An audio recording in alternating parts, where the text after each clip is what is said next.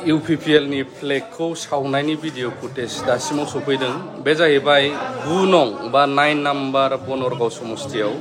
गावसिनि केन्डिडेटखौनो फसायैनि थाखाय आरो थारैनो जाथाया मा मैया मोनानि समावहाय UPPL नि सा 18 अर्थात 18 नाम्बार केन्डिडेटफोरखौ फोसावदोंमोन लाइभनो दा बिनि उनावनो दिनै केन्डिडेटखौ गावसोरनो फसायैनि फ्लेगखौ सावनायखौ जों नुनो मोनदों। जेरै आं बुंबाय थानाय जादों बे मथे आङो फोसावनो सानदों जे श्रीरामपुरनिफ्राय उइलसन हांसदा बिथां दङ, जमदुवारनिफ्राय सरनजित बसुमतारी दङ, सराइबिल समस्तिनिफ्राय राजीव कुमार नार्जारी दङ, फक्रिराम समस्तिनिफ्राय आफजल हक सरकार दङ, बनरगाव समस्तिनिफ्राय रबिराम ब्रह्म, बावखुंग्रि समस्तिनिफ्राय रनजित बसुमतारी, सालाकाटि समस्तिनिफ्राय लरेन्स इस्लारि, चिरां समस्तिनिफ्राय सायखं बसुमतारी, 15 नं काजलगाव समस्तिनिफ्राय चन्दन ब्रह्म, 18 नं मानास सेरफांनिफ्राय धनन्जय बसुमतारी, कक्लाबारि समस्तिनिफ्राय मन्टु बर', मुसलपुर समस्तिनिफ्राय राकेश ब्रह्म, बागानपारा समस्तिनिफ्राय कान्तिराम बर', दारांगाजुलि समस्तिनिफ्राय जलेन दैमारी, नाग्रिजुलि समस्तिनिफ्राय रबिन बाला बिश्वास, सुक्लाय सेरफांनिफ्राय प्रदीप नार्जारी, धोनस्री समस्तिनिफ्राय रुजुगोरा मुसाहारि आरो रौता समस्तिनिफ्राय डक्टर नीलु स्वर्गियारि 18सा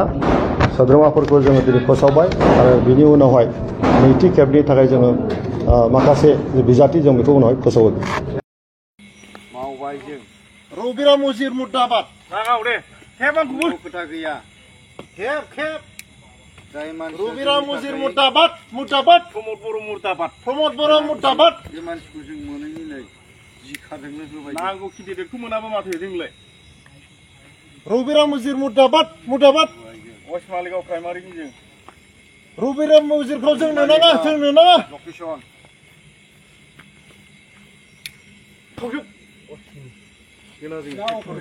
फैसा हरदों ना थाखा हरदों जोंनो मा नांगौ रबिराम उजिर खिबथाखौ जोंनो नाङा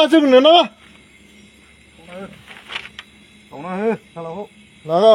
सावजोब सावना होजोब 13 थांनानै मानसिफ्रा औ इउपिपिएल सापर्टारफ्रा दाथासै गोदान लाबोनायबोथ' होनना सासरां दंजोबो नागाजोब नाङा बे सारा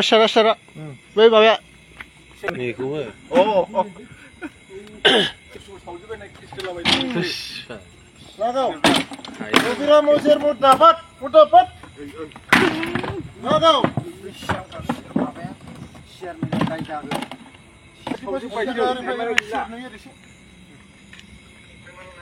सावजोबबायसो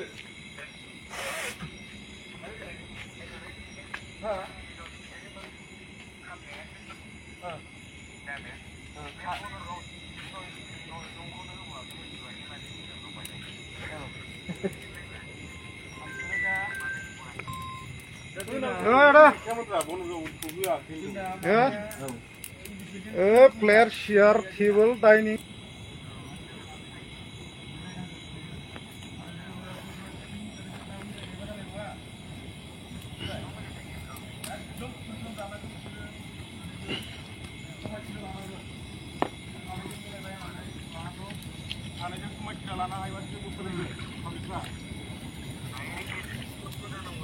रबिराम उजिर मुर्दाबाद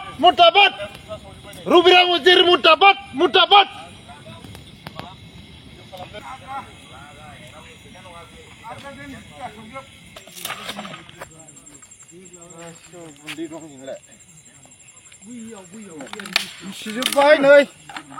बिसिजोब्बाय नै सावनोसै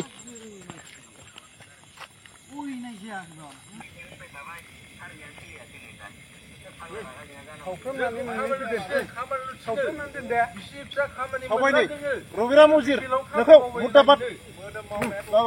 प्रमद बर' मुर्दाबाद